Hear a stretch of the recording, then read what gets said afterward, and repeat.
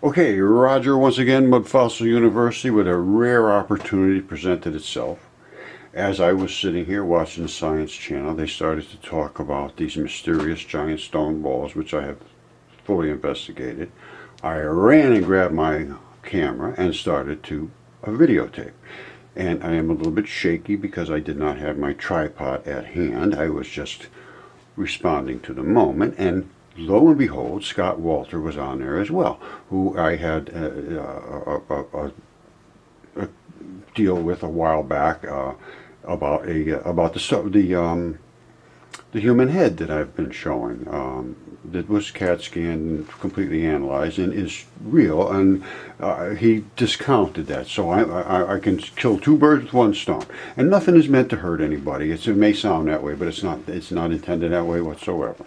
It is to get people to pay attention to the reality and just not walk away from it with no explanations. So we're going to go into this, and stay tuned. Back then, New Zealand was a very different place to today's lush paradise. Weird and terrifying predators stalk the oceans. This is about the stone balls When they they're die, trying to figure fragments out. of these animals and the plants around them settle on the silty seabed. A piece of bone material, a fossil, or a leaf, or a twig. As the fragments are buried, a unique geological process locks them within a stony prison.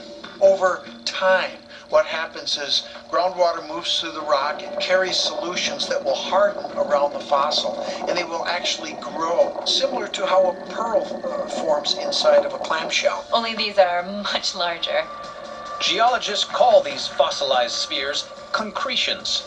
Some scientists perceive these as time capsules, giving us a window back in time to some of the organisms that might have helped facilitate the creation of these amazing, huge spheres. Millions of years later, these strange pods appear when the softer rock of the exposed cliff face wears away. As to what ancient creatures are locked in these time capsules, we can only guess.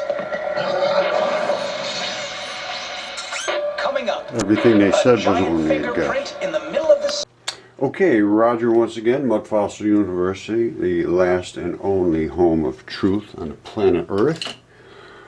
Now, speaking of truth and mistakes, this head I saw on TV several years ago, and a fellow named Jim Burchell was hoping that it would get some attention and somebody would take because it's completely real, and it was shown by Scott Walter on TV, and he said that it was a carved sandstone head, and he disagreed with Jim's, who was not a trained archaeologist like Scott said he was, and therefore he had the ability and the right to make that claim. Now, I disputed that, and I contacted him, and he graciously talked back and forth. He was very nice until I confronted him, and I said, well, can you please explain the colors of the blood and the fractures in the skull and all of the different anatomical features? And then he just said that he was a trained forensics person, and he just didn't need to explain it to me because I didn't understand.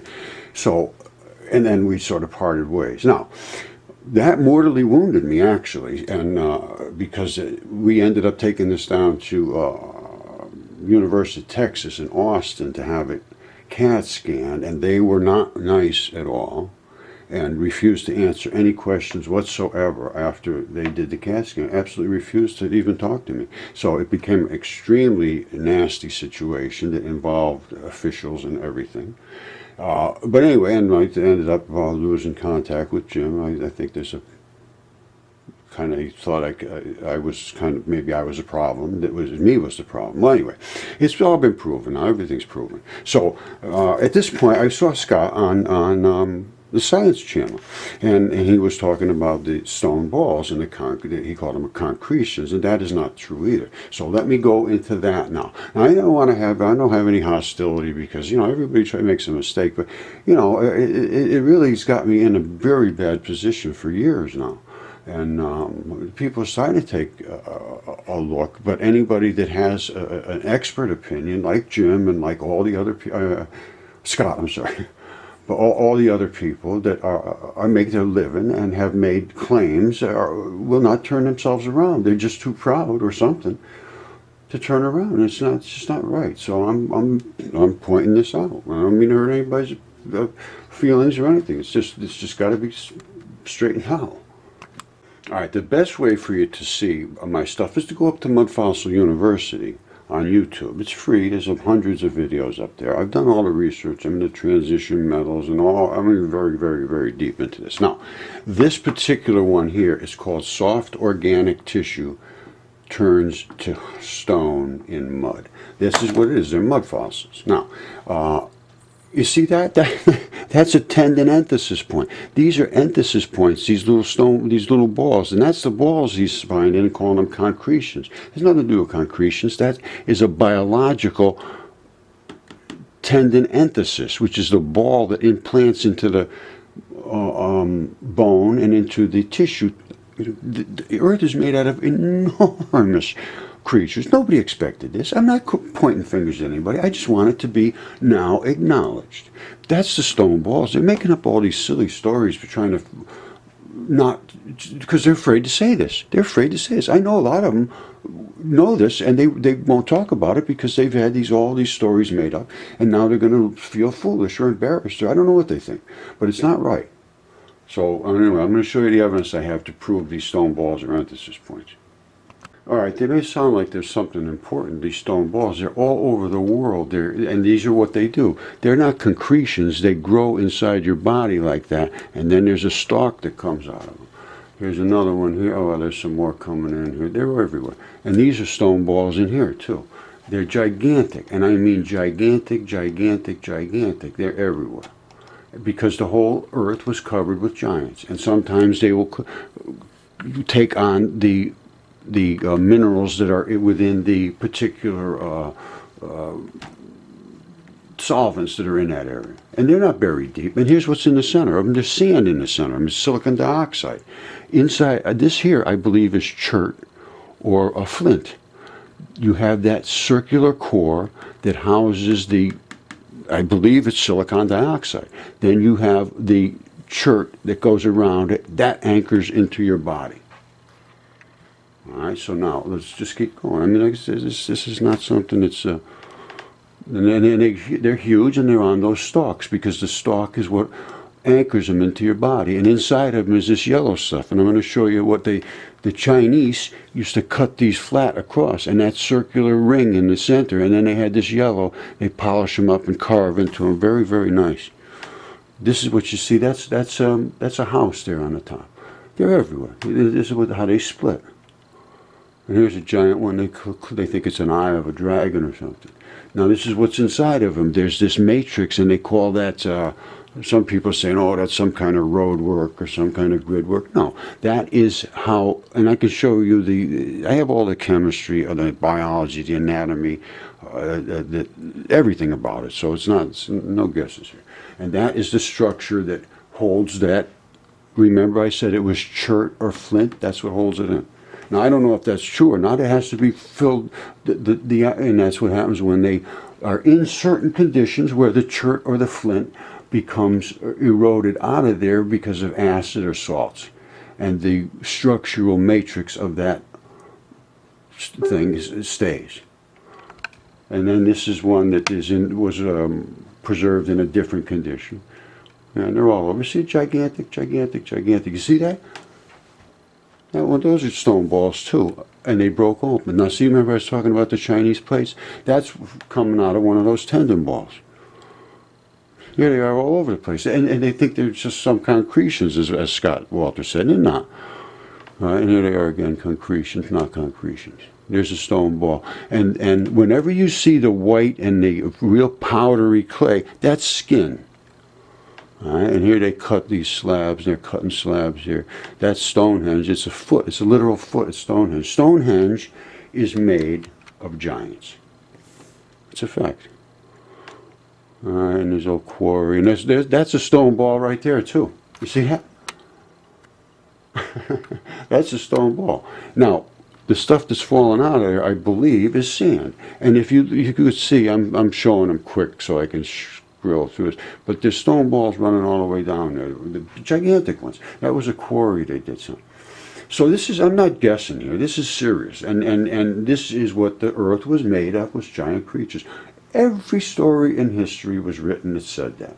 So just because it's going to scare somebody or because it's going to make you look silly and then people are going to laugh at you, you're just going to go on and say, oh, this is this and this is that, because otherwise you're going to get laughed at.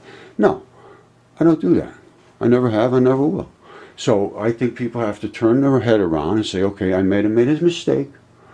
Let's look at what you got. But that just has not happened in years. So I think it's time that, people has got to stand up for it, because everybody's scared to say anything.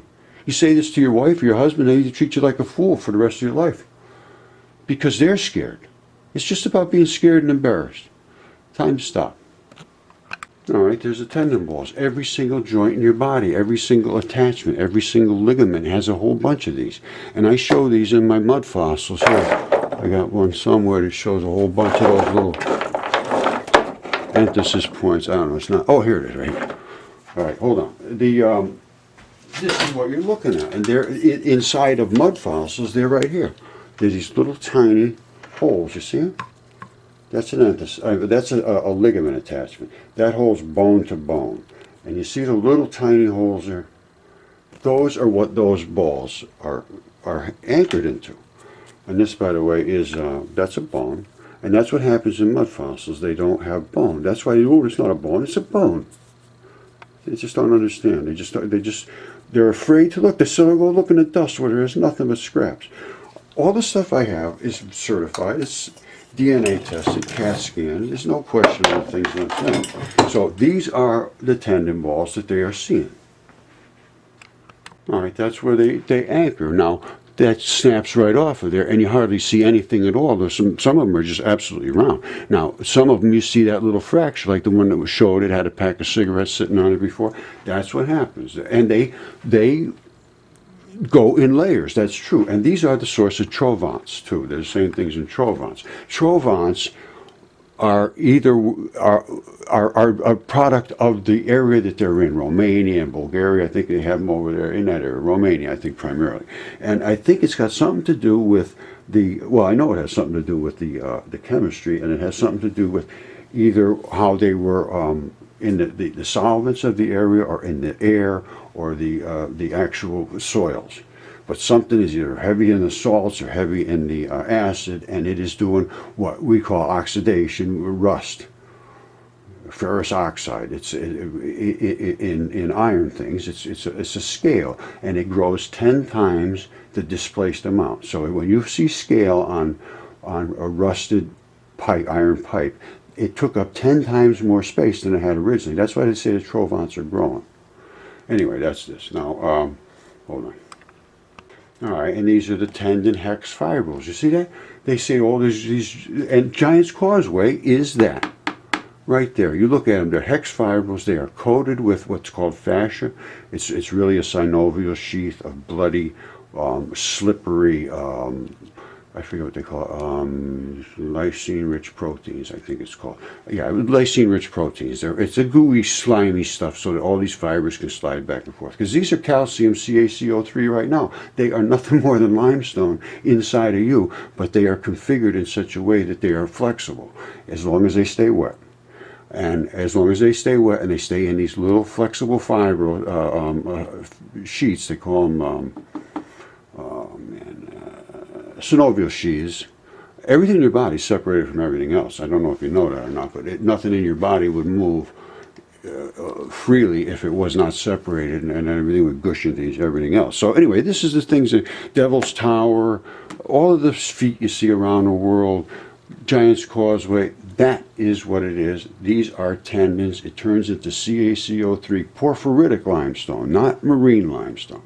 Marine limestone is clear limestone, strictly of the shells of creatures and things. There is no kaolin clays in it, and that's something about you should understand about the pyramids too, because the pyramids are made out of tendons on the inside, which has the kaolin clays, and on the outside capping, it has this only clear CaCO3. I think that has something to do with capacitance between the two.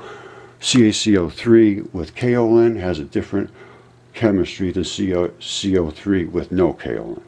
And it could be a capacitance, and you actually have power in the pyramids. There is so much to know from, and it's all transition metal. There's so much to know here, and it's being overlooked because people are scared to talk. Everybody's scared. That's the problem. All right, here's a smoking gun that solves everything.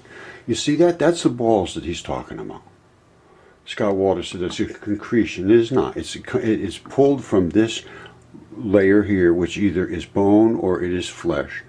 It goes through this Chinese finger trap, which is attached to this flexible tendinous mat. This is the stalk that comes back and invests itself into that mat, and there is copious numbers of these, and that is what holds yourself so that they can pull the mat and stay anchored here. That is what pulls your muscles and your bones and twists and all that. Now, in South America and Peru, they drowned in the flood, the giants, and when they were dried out, here's what happens. When a creature gets soaked, waterlogged, the transition metals and the volatile organic compounds within that person or in that creature go into solution in the water, especially if it's the salt water in a very similar salt condition, which the oceans were when the Great Flood occurred, drowning all the giants. And now the giants had drowned, and now they're dead. They either drowned or they starved, and mostly of them standing up because they were enormous, as you can see from the walls and so forth in South America that were made by cutting these off and breaking these stems, which gives those little bumps on those walls.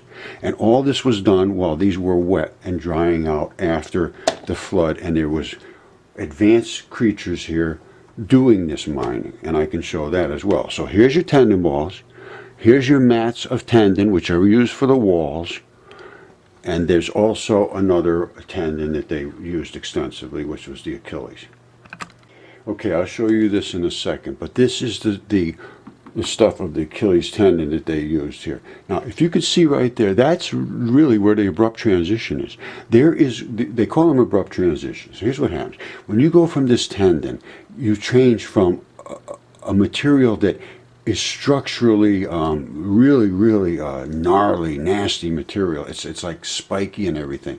It's hard to see on this because this has the fascia and so forth still wrapped around it, but this has like spiky little things, well, going that way. Now, coming up here, it turns into fibers. So you have that area that I showed before, that purple looking picture where the stalk came out and it breaks off. Anyway, this was the stuff that they mined down in South America. So let me show you that. Remember these little ridgy looking things and what it looks like. You'll see the same stuff. By the way, talking about giants, these are the different things. You see, these are the straight ones you see all over the place. I'll show you some of these if we didn't see them yet. This is the wavy stuff, is at the transition between where this stuff here is the tendon fibrils, okay? It comes up from the ankle in these stripes, and they are under extreme tension in the back of your leg. That gives you the spring in your step. That's exactly what it is. It's a spring tension. When it gets cut right here, what happens is you get this. You see these wavy looking stuff? That unloads the spring, and that's what happened to Devil's Tower and all the other places. Now the other ones are this kind this connective tissue. It's all connective tissue, and this is what holds you together. And then that's a different, it's all sort of the same stuff, cut in different ways and under different types of stress. So let's go look at what we got. All right, I showed you the tendons and so forth, and this is what they break, and they break flat as a pancake. It's called an abrupt transition. Now, let me show you what happens in the mud fossils. All right, just to show you how they break flat. You see this? These little... That's how we're made. We're made in layers, literally layers. It's crazy, I'm telling you, but it's true. And when these break, they break literally just like somebody sliced them with a razor. All right, you see that right there? That is the line, and this is like 2 microns. This is so tiny, the wavering of the break. However, below the break, you get this wrinkle zone because it snaps. Okay, and that is how it emplaces in the bone, and that's where the balls are. So where it snaps, you get the wrinkle zone right at the top, and I'll show you how Devil's Tower. All right, my statement is that that's a foot. That would be, and the heel bone is right here, and if you look careful, you can actually see the red blood spots, which is called the calcaneal arterial branches that run down in the heel.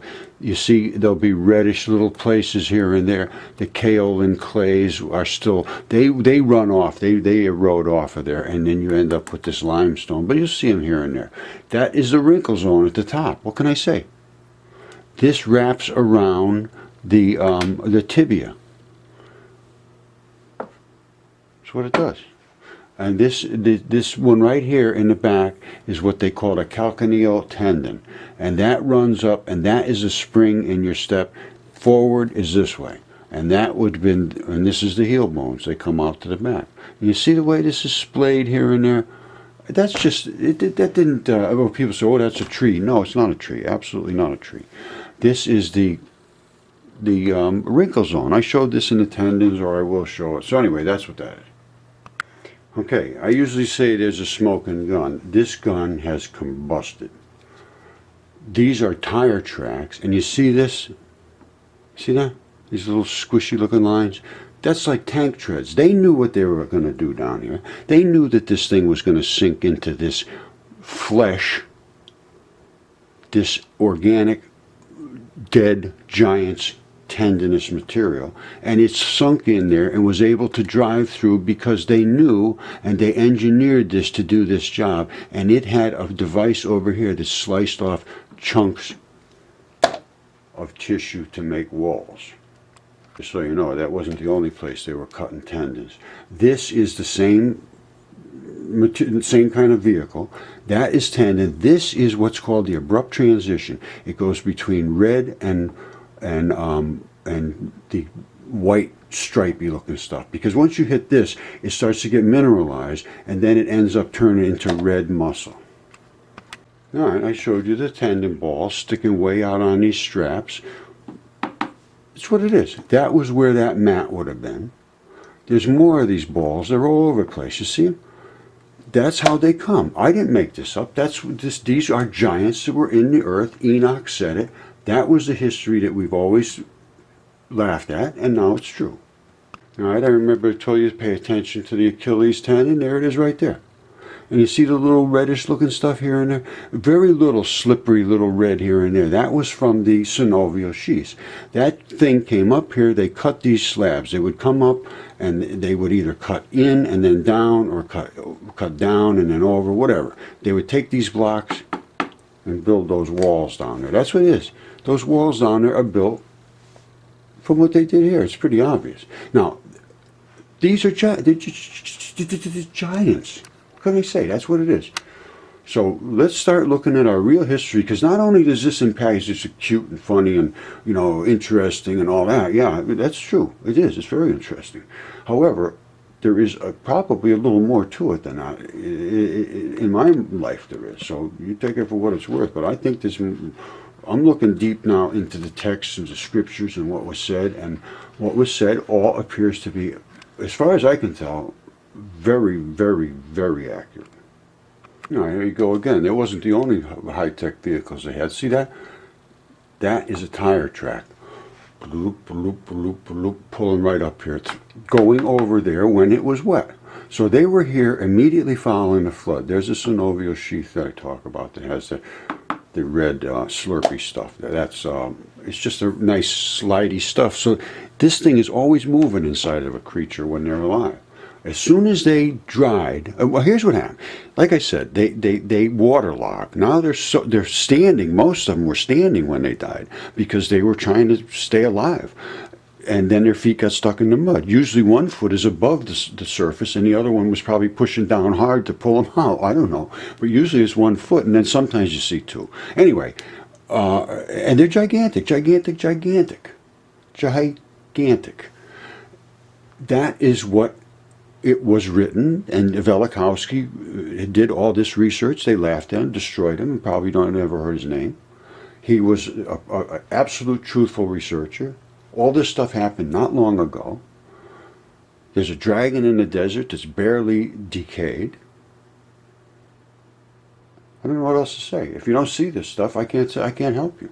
But I'm going to show you how to find out a little more about this before we go past this. These are the walls. These are those straps, those tendon straps that I showed you. These are where those straps come off, and they go over, and a ball anchors in somewhere else. They just cut them off when they were wet, and they stake them here together. Now, you see this stuff here? That is natural. That is natural. As the fibers come down, they come down in these natural fiber alignments. It's extremely interesting. And you can see them over here. These aren't as eroded as nicely as these. That curved over and they snapped off. That's why. If this curved over more, these would snap off. You can see them. Now, you see that hole right there? You see that? Let me see if I can get in a little closer. You see that thing?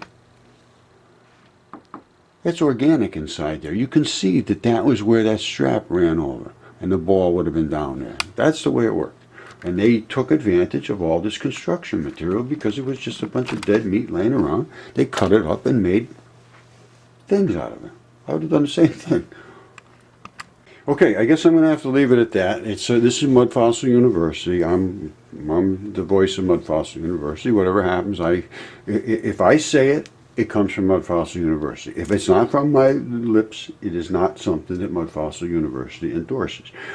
I discovered mud fossils 6 years ago now, and had them DNA tested, CAT scan, all that business. Everybody knows the story now that's been following this. And if you don't know the story, come up here and learn the story. That's all, because it's very simple to learn. I mean, and we have new species. We find a new species, all kinds of stuff, the timeline of history. And it's all because we're able to work together as a team. All right? I don't do all this stuff. I can't do all this. But I do have an entire universe, a planet full of researchers, literally, that are helping me, that send me things I can't keep up with. And I'm going to also have to apologize that I know I have been, I always, and you know this, don't ever say I don't. I always try to respond, and at some point I just can't. So don't anybody get upset and think I'm ignoring you or anything, because I love all you guys. You've always been nice to me, and I have my own little ways, and sometimes I go into a little fit here and there. But it's because people don't pay attention. They don't care about the reality. So pay attention to reality, and we'll have a good time. Come up here. If you don't like it, you don't like it. If you like it, go for it. That's all I can tell you. And the two worst mistakes in history, that you should see. Because, okay, let's just talk about that for 1 second, because this is a serious. The entire Bible has to be completely re-examined, top to bottom. And the reason is because Genesis 6:4 says there was giants in the earth in those days. They were and then it goes on to say, and then there was giants when the sons of God went to the daughters of man, which means that and they were the men of renown, the same ones that were in the ground. Absolutely not. Totally mistaken. 100% wrong. Absolutely obvious, and it was because people couldn't open their mind to the fact that the earth is literally made of giants. Gaia and the Titans is correct. They're all in the earth, and the earth is literally constructed of giants. Now let's start from there. And now we'll take the Bible in its literal translation, which is to say, there was giants in the earth in those days. They were the men of old, the men of renown. They're the Titans. Then there was more giants when the sons of God went into the daughters of man. Two complete, distinct sets of giants. All right, let that sink in. One, which was Gaia, who started the earth. All right, and it's completely recorded. She had 12 Titans, all kinds of crazy, absolutely horrifying zoo conditions here on Earth. And finally, God got mad and he destroyed them all. So that is the story. And that's what the way I'm sticking with. And I have chemistry to prove it. And I have whoa more chemistry and hundreds of artifacts to prove every single word I'm saying. And I relish anyone to come and actually talk to me, not just say, "Oh, I'm qualified and you're not," and to walk away. And that's what they all do. Harvard says, "Oh, you have to read the books I read." This is what happened. The guy at Harvard I talked to, he says, "Well, everything you say makes sense, but if you read the books I read, you wouldn't be saying that." I'm not kidding you. So anyway, that's just a fact. So come up here and come back to reality. Stick with me and get away from all of this stuff that is just people that are embarrassed to talk. Because you don't be embarrassed to talk. Do not walk away from anyone and let them tell you they're wrong. Because you're not wrong. Stand up for yourself. I have all the support you need. You come here, tell them to talk to me.